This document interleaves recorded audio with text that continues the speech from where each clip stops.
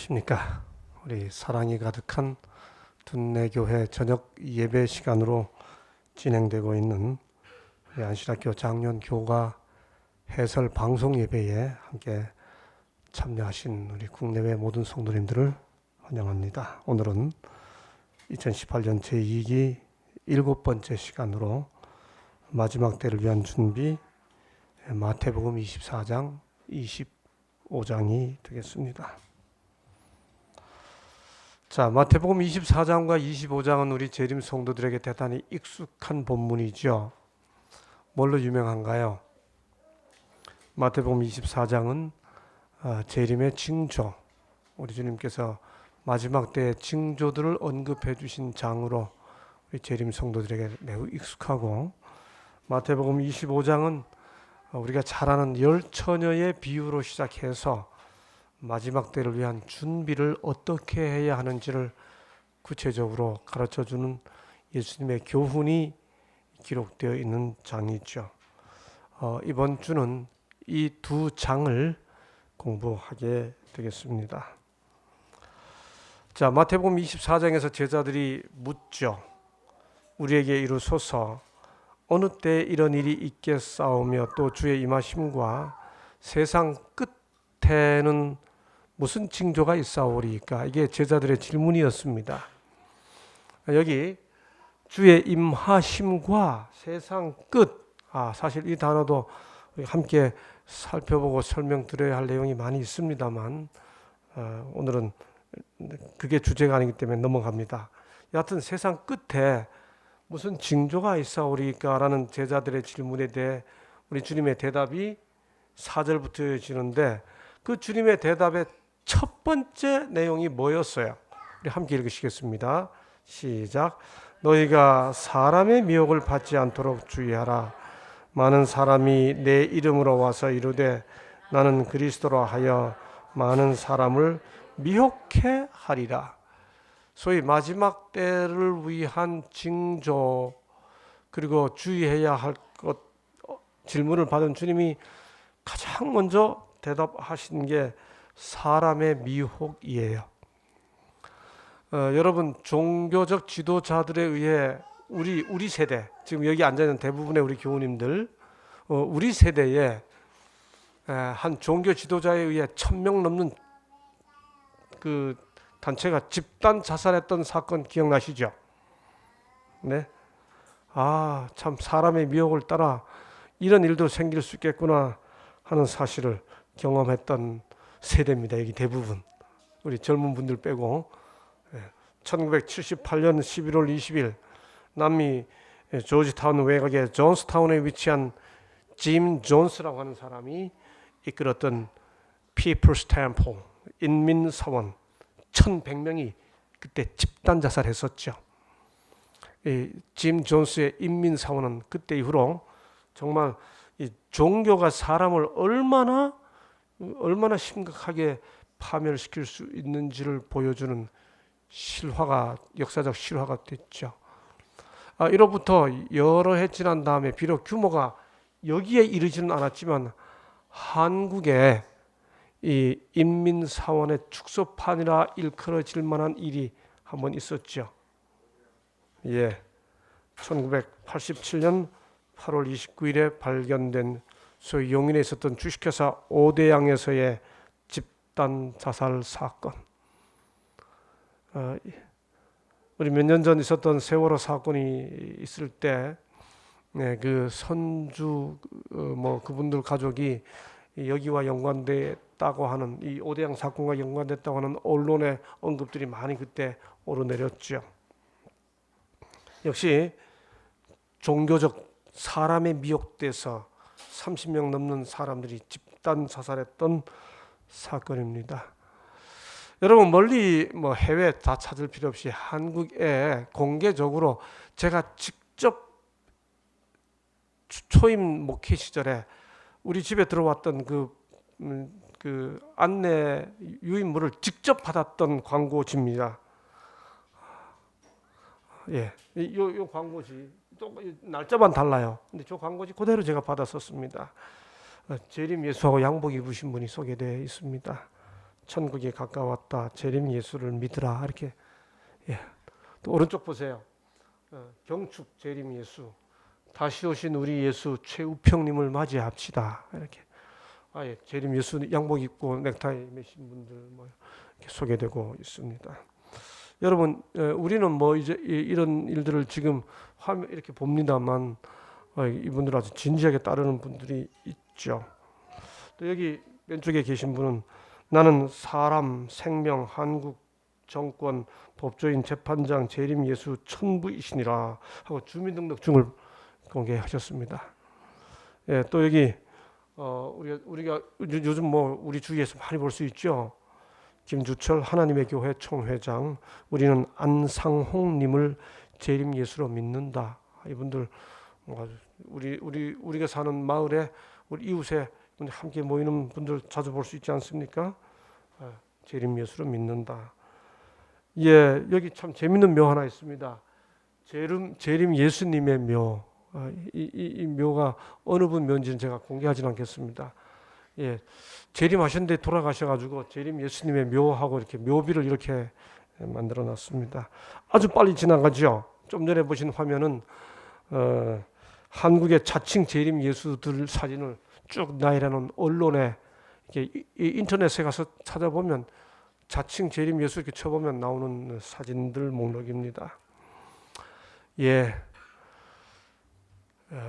마지막 때에 징조를 묻는 제자들의 질문에 우리 예수님께서 맨 처음 하신 대답이 사람의 미혹이었어요.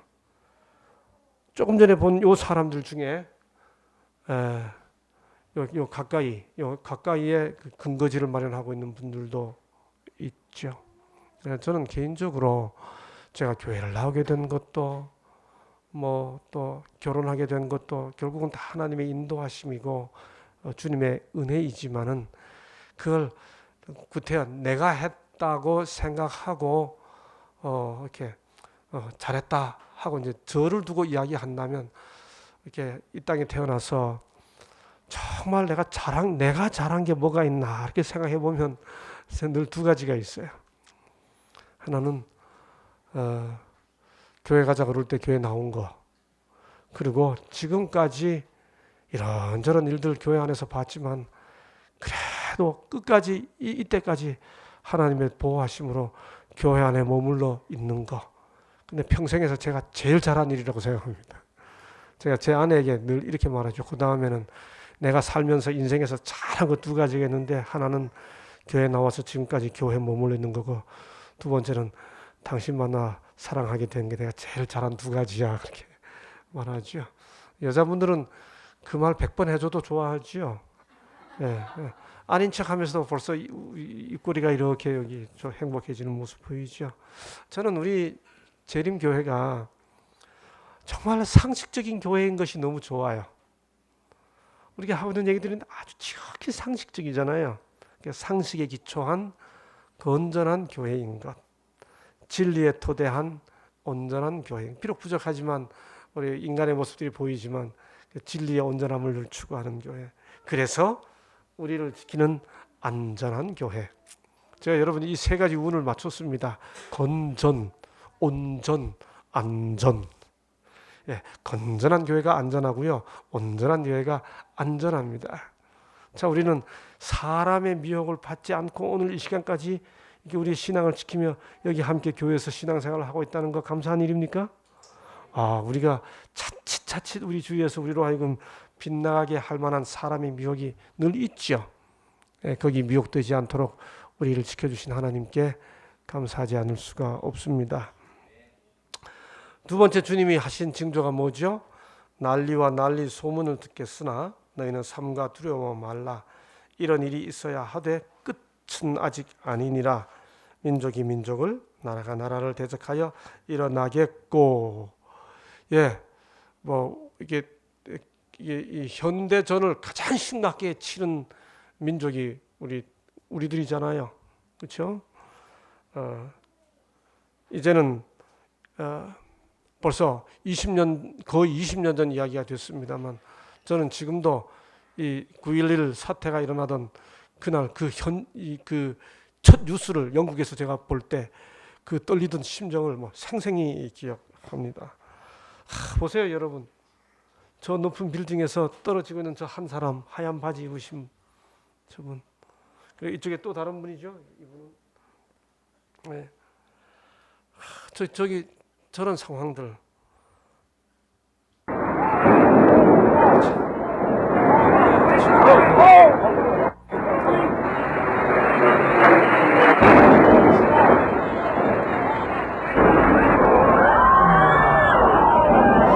상상할 수가 없죠. 지금 봐도. 예, 정말 나라가 나라를, 민족이 민족을, 전쟁은 절대로 인류에서 일어나지 않아야 할 일인데 그런 일들이 일어나는 것의 의미를 우리들에게 주님이 경고하시고 깨우쳐 주신 것이죠. 이어서 기근과 지진 말씀하셨습니다. 처처의 기근과 지진. 여러분, 이 사진은 기근이 얼마나 심각한지를 보여주는 거죠. 얼마나 목이 말랐으면 낙타의 뒤에다가 그 분비물에서라도 수분을 취하려고 하고 있는 모습. 얼마나 물이 없으면 그 낙타의 분비물에서라도 그래도 머리에 뭘 좀 씻어보겠다고 하고 있는 이 사진 한 장은 기근이 얼마나 비참하게 사람을 만들 수 있는지를 상징적으로 보여주는 한 장의 사진입니다. 이 사진은 그 어느 해 그러니까 그 사진 작가상을 받은 사진이죠. 기근 때문에 먹지 못한 아이가 풀 몇 뿌리 붙잡고 그거 뜯어 먹어 보겠다고 막 이러고 있는데 그 뒤에서 이 콘돌 독수리가 그 아이가 죽기를 기다리고 있는 모습. 네, 기근이 얼마나 인류를 비참하게 만들 수 있는지를 보여주는 한 장의 아주 이 사진 한 컷으로 모든 걸 다 말해주는 것이죠. 여러분, 지금 우리는 저녁 굶고 오신 분 아무도 없으시잖아요. 근데 지금 지구는 이런 현상들이 처처에 전개돼 가고 있잖아요. 이게 나무 이렇게 목초지가 이렇게 늘어나면 좋은데 사막이 늘어나고 있죠. 사막은 점점 늘어가고 사람은 더 팽창하고 있고 이제 그러면서 또 처처에 기근과 지진이 있겠다. 2000년대 이후에 발생된 것만 보여드리는 겁니다. 2008년 5월 10일 1000만 명 이재민, 10만 명 사망자, 쓰촨성 대지진. 이 장면은 딸을 부여안고 젓가락을 손에 쥐고 있는 어머니의 모습 때문에 마지막 순간까지 아이를 붙들고 있던 엄마의 모정을 보여주는 유명한 사진이 됐죠. 한 행복한 가정의 저녁이 이렇게 비참하게 끝나버렸습니다. 2010년 1월 12일 사망자 27만 대재앙 IT 지진. 여러분, 시신을 어떻게 처리하지 못하고 있습니다. 잊어버리면 안 되죠. 우리 주위에서 일어나고 있는 일이죠. 땅에서는 민족들이 바다와 파도의 우는 소리를 인하여 혼란한 중에 곤고하리라. 비록 마태복음 24장은 아니지만 24장과 같은 맥락 속에 언급되어 있는 누가복음 21장 25절. 지진이 땅에서 일어나면 이런 일이 일어나지만 지진이 바다에서 일어나면 해일이 일죠. 쓰나미가 일지 않습니까? 2004년 12월 25일 크리스마스 때 휴양지 반다 아체에서 있었던 유명한 쓰나미 사건 기억나시나요?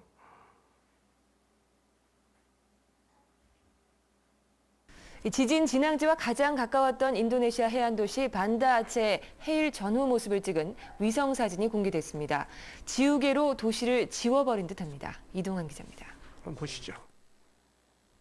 인도네시아 수마트라 섬 북서쪽의 작은 해안 도시 반다 아체. 시내를 가로지른 도로와 숲을 끼고 있는 주택가가 잘 정리되어 있습니다. 그로부터 사흘 뒤 사상 초유의 지진과 해일이 도시를 삼켜버렸습니다.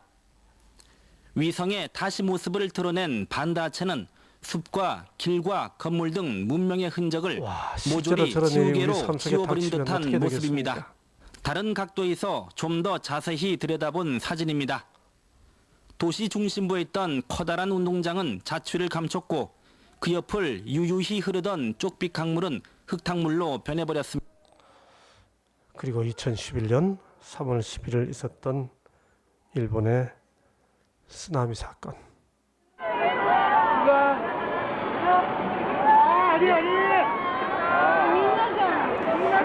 쓰나미가 실제로 들어오는 현장에 있던 사람들의 공포는 어땠을까요? 車もだってほら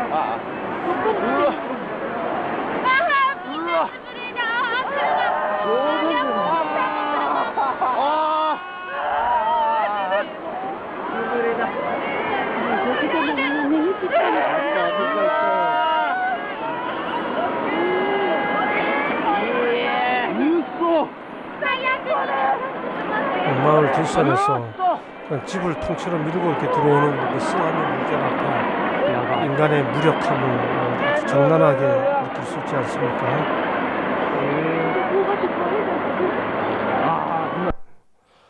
예, 그리고 2008년 5월 2일 이재민 1,000만 명 그 태풍 앞에 살아보겠다고 미얀마에 있었던 사건이죠. 통나무에 몸을 묶고 흩어지지 않으려고 했던 아이들이 그대로 익사한 사건들이죠. 이런 징조들이 그저 재난으로만 이해될 것이 아니고 주의 임하심과 세상 끝에 무슨 징조가 있사오리까? 이런 질문에 대한 대답으로 주어진 것이라는 거죠. 여러분 그런데 여기 세상 끝이라는 이 단어를 좀 주목할 필요가 있습니다. 제자들이 물을 때 이 끝이라는 단어는 주님이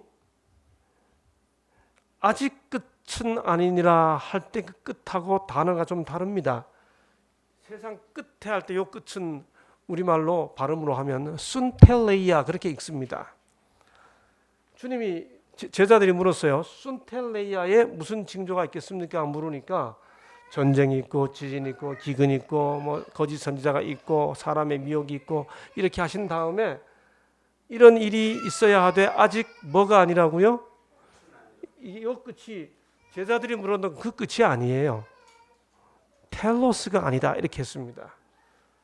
이 모든 것은 단지 텔로스가 아니고 뭐의 시작이라고요? 재난의 시작이다 이렇게 말씀하셨습니다. 자, 그러면서 이어서 하신 말씀이 제자들은 순텔레이아가 일어날 때 무슨 징조가 있겠느냐고 물었더니 이런 여러 징조를 말씀하신 다음에 지금 보신 것 같은 대답을 하신 다음에 텔로스가 아직 아니고 텔로스까지 견디는 자가 구원을 받는다 이렇게 말씀하셨습니다. 그래서 여기서 우리는 뭘 알 수 있나요? 견딤, 이 견딤의 중요성을 그야말로 텔로스까지 이 견딤, 성도의 인내를 배우는 것이 마지막 때를 위한 준비에서 대단히 중요한 덕목이구나 하는 사실을 배우게 됐죠. 제가 둔내 온 다음에 일주일에 한두 번은 한 20km씩 이렇게 뛰어봅니다. 저는 한 달 전부터는 우리 집에서 저 검두제 언덕길 한 4km 언덕길을 제가 계속 뛰어요. 계속 이렇게 경사가 올라가는데 한 번도 안 쉬고 거기 검두제까지 올라갔다가 저 뒤쪽으로 돌아서 그다음에 이 개울 옆으로 가가지고 거기서 저 우리 그 양로원 근데 거기까지 이렇게 가보는데 혼자서 이렇게 뛸 때 매 순간 걷고 싶어요. 그런데 끝까지 걷지 않고 이렇게 갔다 온다 하고 나면 성취감이 있죠. 그야말로 끝까지 견디는 겁니다. 이게 마라톤이니까요. 신앙은 마라톤이라고 그러잖아요.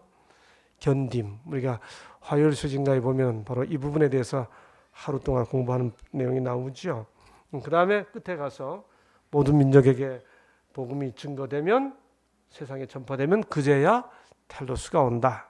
여러 번 말씀드린 것처럼 우리 국내 교회에서는 그래서 텔로스가 오게 하려면은 전쟁, 뭐 지진, 기근 이런 것만 살피고 있으면 안 되고 복음을 전해야 텔로스가 오는 거죠. 그래서 저는 늘 이 마태복음 24장에 나오는 징조를 두 가지밖에 없다고 늘 구분하잖아요. 순텔레이아의 제자들이 물었던 순텔레이아의 징조들이 있고, 그다음에 텔로스의 징조는 하나밖에 없습니다. 순텔레이아 마지막 때, 쭉 마지막 때, 긴 기간으로서의 마지막 때를 알려주는 징조는 전쟁, 기근, 지진, 뭐 증오 이런 것들이 있지만은 진짜 세상을 끝나게 하고 새로운 시작을 몰고 오는 그 끝은, 텔로스는 천국 복음이 전파되는 거 하나밖에 없죠. 그러니 이런 일들이 다 뭐의 시작이라고 말했죠? 아까 재난의 시작이라고 이야기했죠. 그 시작된 재난을 끝내려면 내가 뭘 해야 되나요? 복음을 전해야 되는 거죠. 그러니까 그런 일들이 막 시작될 때, 야, 재난이 시작되었다. 이게 재난이 아니고 우리가 예수님의 재림을 맞이할 징조다. 이렇게 하고 가만히 있고 자기 혼자 남아 있으면 그 재난에 시작된 재난이 끝나지 않습니다. 그걸 끝내야 하는 거죠. 앞의 징조들은 살펴야 할 징조들이라면 이 텔로스의 징조, 복음의 전파는 내가 이루어야 할 징조인 거죠. 그다음 순텔레이의 징조들은 세상에 일어나는 징조들이지만 텔로스의 징조는 우리 성도들이 이루어야 할 징조입니다. 이것이 마태복음 24장의 교훈이죠. 그래서 저는 종종 이것을 이렇게 구분하기 좋아합니다. 순텔레이아의 징조들은 종말의 징조이고 천국 복음의 전파는 재림의 징조다. 재림의 징조는 하나밖에 없다. 그럽니다. 저는 천국 복음을 전하는 거예요. 나머지는 마지막 때, 즉 종말의 징조입니다. 우리는 종말을 기다리는 사람들이 아니에요. 우리는 종말을 기다리는 사람들이 아니라 재림을 기다리는 사람들이에요. 우리는 종말론자들이 아니고 우리는 재림 성도들이에요. 우리는 비참하게 끝날 끝을 기다리는 사람들이 아니고 모든 것을 새롭게 시작하는 새로운 시작을 소망하는 사람들이에요. 기다리고 있는 사람들이잖아요. 그런 의미에서 종말의 징조가 아니라 재림의 징조를 이루어가는 사람들이 되어야 하는 거죠. 이 말씀 이어서 주님이 이런 교훈을 주셨죠. 그러므로 너희가 선지자 다니엘의 말한 바 멸망에 가증한 것이 거룩한 곳에 선 것을 보거든 읽는 자는 깨달을진저. 제가 젊은 목회자 시절에, 지금도 젊지만 지금보다 훨씬 더 젊던 30여 년 전에 어떤 분에게 성경을 가르치려고 개인적으로 만났는데 그분이 이렇게 말해요. 나는 재림교회 목회자들 만나면 참 부담이 된다고. 왜 이분들 만나면 처음부터 좀 마태복음, 요한복음, 예수님 이야기 안 꺼내고 뭐 이상한 짐승들이 막 튀어나오는 그런 그림부터 보여주냐고 이제 이분이 그렇게 말씀을 하세요. 왜 다니엘 공부를 먼저 하느냐 이제 그 뜻이죠. 아마 그런 만남을 먼저 가졌던 것 같습니다. 그래서 제가 저는 오늘 마태복음으로부터 시작하겠습니다 하고 마태복음 24장을 이렇게 여니까 이분이 목사님 우리 마태복음으로 시작해야죠. 그래서 마태복음의 복음의 완성이 예수님의 재림 아닙니까? 이렇게 재림에 대한 이야기 쭉 하다가 15절을 함께 읽어주시죠. 그랬어요. 그러므로가 뭡니까? 앞에 재림의 징조 다 말한 다음에 그러므로 이게 요약하는 겁니다. 앞에 논리적으로 연결하는 거죠. 너희가 선지자 다니엘의 말한 바, 이게 무슨 뜻인가요? 진짜 복음의 완성인 재림을 기다리려면 다니엘서 읽어봐라 그렇게 했네요. 그 다음에 읽으라 하는 정도로 끝나지 않고 끝에 가서 또 뭐라 그랬나요? 읽는 자는 깨달을진저. 그러니 다니엘서 연구해야 될까요? 해야 되겠네요. 그렇게 대답하세요. 여러분이 마태복음 24장 15절과 같은 문맥이 누가복음 21장 20절에 나오죠. 너희가 예루살렘이 군대들에게 에워싸이는 것을 보거든 그 멸망이 가까운 줄을 알라. 마태복음 24장의 예언이 이중 예언이잖아요. 예루살렘 성전 멸망과 마지막 때, 그렇죠? 그러니까 여기 예수님이 다니엘의 말한 바 멸망에 가증한 것이 거룩한 곳에 선 것을 보거든 이라고 하는 이 말씀이 1차적으로 예루살렘 성전 멸망이라면 소위 로마 제국의 군대들이 예루살렘 성에 와 있는 거죠. 그러나 이거 2차적으로 마지막 때를 가리킨다면 여기 멸망에 가증한 것은 뭐고 거룩한 곳은 뭘까? 이게 무슨 의미일까 하는 거죠. 한마디로 말하면 거룩한 사물에 속된 것이, 죄된 것이 지배하게 되는 상황인 거죠. 교회가 타락하고 소위 신앙이 정치와 하나가 되고 교회가 권력을 잡고 신앙을 강제하거나 이런 상황들일 때 깨달아야 되는 거죠. 이것이 무슨 의미인지. 이제 25장으로 건너가서 24장에서 이런 징조를 교훈하신 다음에 그럼 어떻게 준비해야 할까 하는 주제를 가지고 25장이 다루고 있죠. 함께 읽으시겠습니다. 시작. 그때 두 사람이 밭에 있음에 하나는 데려감을 당하고 하나는 버려둠을 당할 것이요 두 여자가 매를 갈고 있음에 하나는 데려감을 당하고 하나는 버려둠을 당할 것이니라. 예, 됐습니다. 이 부분은 굉장히 중요한 교훈이죠. 우리 주님이 재림의 징조 딱 언급하신 다음에 바로 이어서 그때에 두 사람이 밭에 있음에 매를 갈고 있다가 굉장히 중요한 교훈입니다.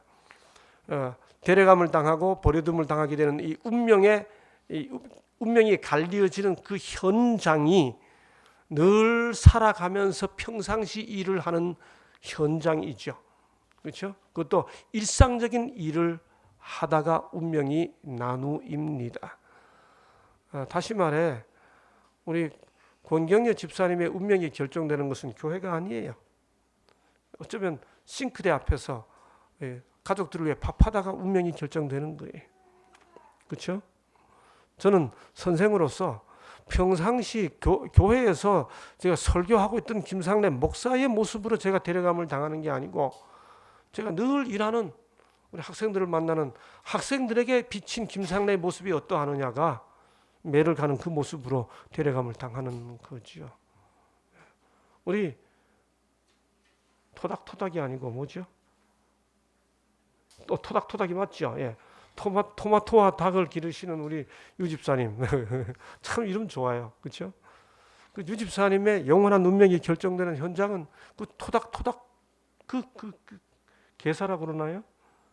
네, 그 게사 안에서의 그 모습. 저는 그 토마토를 기르면서 닭을 기르면서 24시간 찬미를 틀어주고 음악을 틀어준다는 그 말만 들어도 은혜를 받잖아요, 그렇죠? 그것이 우리의 운명을 결정하는 현장이라는 교훈을 주님이 주시는 거죠. 마태복음 25장으로 건너가면 그 유명한 열 처녀의 비유가 나오잖아요. 우리 교과책도 설명해 주고 있듯이 어떤 번역들은 우리 등불이 꺼졌으니 이렇게 돼 있지만은 우리 한국어 번역대로 등불이 꺼졌으니가 아니고 꺼져가니가 정확한 번역입니다.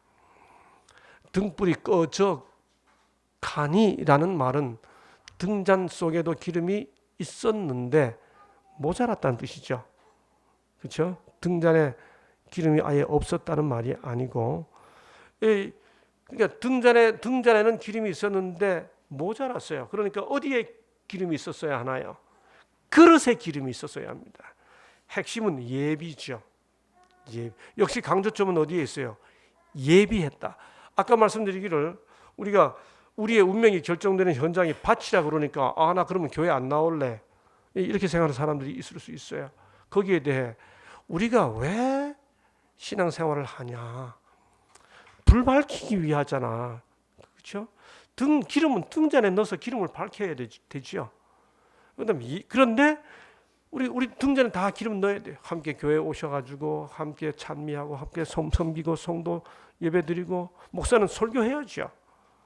그런데 목사가 교회에서 설교하는 그것만 가지고 성경 읽고 자기 삶을 위해서 성경 읽는 게 없어요. 그릇에 기름이 없어. 그러면 부족하다 이제 그거죠. 강조점은 거기 있지만 여전히 등잔 속에 기름이 담겨 있어야 되는 거죠. 기름은 등에 담자고 있는 것이니까. 그런데 그릇에 기름이 없으면 부족한 거죠. 예, 그릇에 기름을 준비해야 등불이 꺼져가는 상황을 맞지 않을 수가 있다고 하는 것입니다.